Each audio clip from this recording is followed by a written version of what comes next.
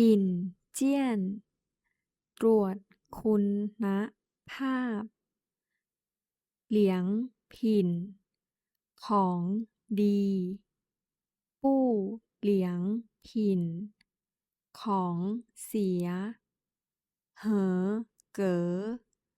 ผ่านปู้เหอเก๋อไม่ผ่านฉงจั่วทำใหม่เจียนช้าตรวจสอบเธอชื่อทดสอบ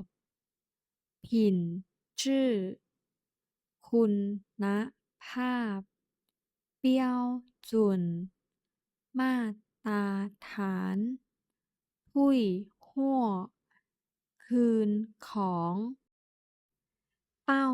เฟ่ยทิ้งชิวเจิ้งแก้ไขช่วยเริ่นยืน